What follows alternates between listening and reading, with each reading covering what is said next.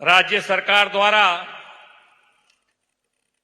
રૂપિયા 2,993 કરોડના ખર્ચે કુલ 131,454 આવાસોના ઈ લોકાર્પણ અને ખાતમુહૂર્ત તથા રાજ્યના 182 વિધાનસભા મત ક્ષેત્રમાં એક સાથે આવાસોના અર્પણનો ઐતિહાસિક કાર્યક્રમ વિકસિત ભારત વિકસિત ગુજરાતમાં આપણી સૌની સાથે ઉપસ્થિત વૈશ્વિક નેતા વિકાસ પુરુષ તથા યશસ્વી વડાપ્રધાન શ્રી નરેન્દ્રભાઈ મોદી સાહેબ,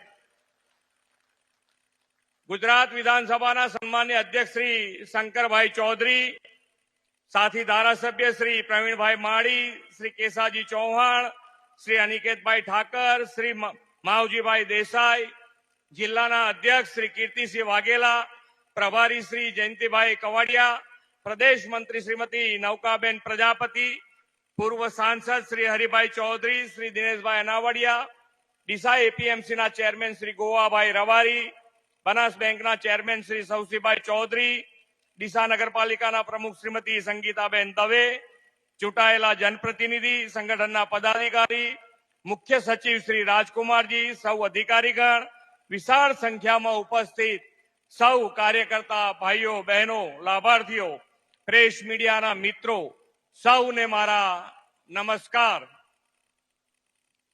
વિશ્વના સૌથી લોકપ્રિય જનનાયક અને યશસ્વી વડાપ્રધાન શ્રી નરેન્દ્રભાઈ મોદીની પ્રેરણાથી આજે ગુજરાતના લાખો પરિવારના ઘરે લાપસીના આંધણ મૂકવાનો પ્રસંગ આવ્યો છે. એક સાથે એક જ સમયે 1,32,000 થી વધુ આવાસોના લોકાર્પણ અને ખાતમુહૂર્ત એ ઐતિહાસિક ઘટના છે અને તેના પ્રેરણા સ્ત્રોત છે આપણા આદરણીય શ્રી મોદી સાહેબ. આદરણીય શ્રી નરેન્દ્રભાઈ હજુ 15 દિવસ પહેલા જ 22મી જાન્યુઆરીએ ભગવાન રામચંદ્રજીની અયોધ્યા મંદિરમાં ભવ્ય પ્રાણ પ્રતિષ્ઠા કરાવી અને એક નવો ઇતિહાસ સર્જ્યો છે. ગુજરાતના પનોતા પુત્ર અને વડાપ્રધાનશ્રીએ આ નવા ઇતિહાસ થકી ભારતને વિશ્વ પ્રતિષ્ઠા અપાવી છે. ભવ્ય રામ મંદિરમાં રામલલ્લાની મૂર્તિ પ્રતિષ્ઠાના અવસર પછી પ્રથમવાર ગુજરાતમાં લાખો પરિવારને આવાસની ભેટ આપવા પધારેલા આદરણીય શ્રી નરેન્દ્રભાઈનું સમગ્ર ગુજરાતની જનતા જનાર્દન વતી હૃદયના ઉમળકાથી સ્વાગત કરું છું.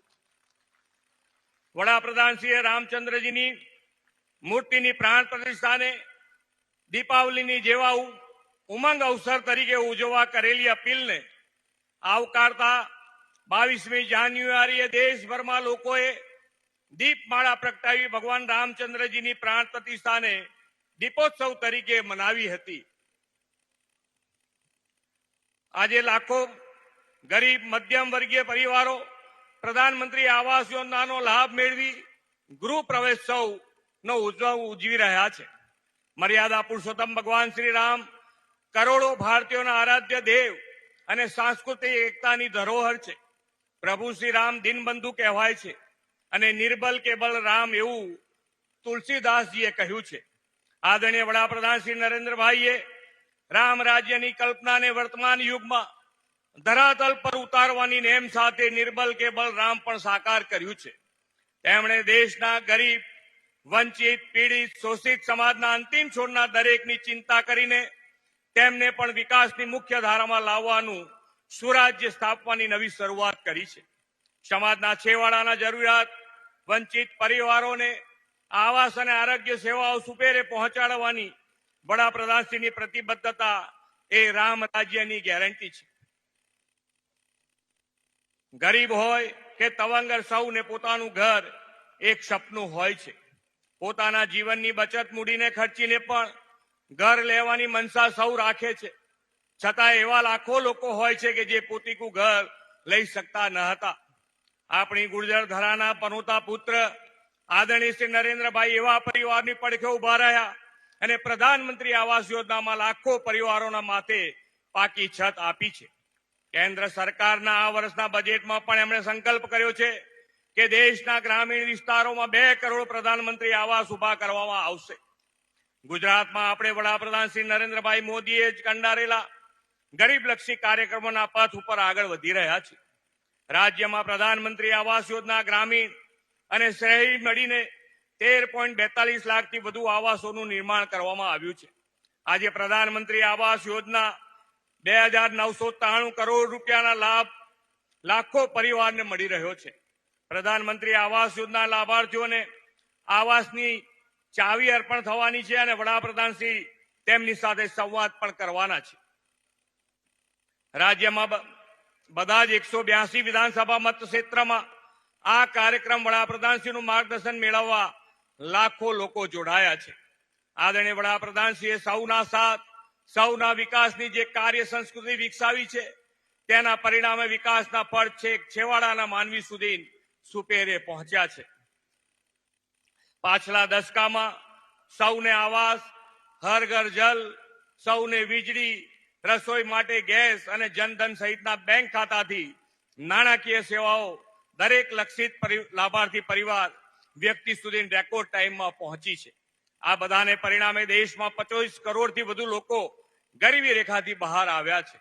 આપણે વડાપ્રધાનશ્રીના નેતૃત્વ અને પ્રેરણાથી આઝાદીનો અમૃત મહોત્સવ ઉજવ્યો અને હવે અમૃત કાળમાં પ્રવેશ્યા છે. 2047માં જ્યારે ભારતની સ્વતંત્રતાની શતાબ્દી બનાવીએ ત્યારે વિકસિત ભારત, ઉન્નત અને વિશ્વગુરુ ભારત બનાવવાની તેમની નેમ છે. આ માટે વડાપ્રધાનશ્રીએ ગરીબ, યુવા, મહિલા શક્તિ અને અન્નદાતાના સશક્તિકરણ પર જોર આપ્યો છે. વિકસિત ભારત 2047 માટે વડાપ્રધાનશ્રી આ જતન સુવિધાઓ, ટેકનોલોજીનો વ્યાપ અને દરેક પ્રાંત પ્રદેશના નાગરિકોને વિકાસની તકો માટે આહવાન કર્યું છે. ગુજરાતમાં આપણે આ આહવાનને ઝીલી લઈને હંમેશની જેમ વડાપ્રધાનના સંકલ્પને અગ્રેસર રહેવું છે. આ માટેનો આગવો રોડમેપ વિકસિત ગુજરાત 2047 વિઝન ડોક્યુમેન્ટ આપણે કંડાર્યો છે. 2047 સુધીમાં આવાસ, આહાર, આરોગ્ય, શિક્ષણ, જનજીવન સુખાકારી, શહેરી આયોજન સહિતના ક્ષેત્રોમાં વિકાસમાં ગુજરાતને અગ્રીમ સ્થાને રાખવાનું દિશા દર્શન આ રોડ મેપમાં વડાપ્રધાનશ્રીના વિઝનને અનુરૂપ આપણે તૈયાર કર્યું છે. હમણાં જ આ વર્ષનું રૂપિયા 3,32,000 કરોડનું બજેટ વિધાનસભામાં રજૂ થયું છે.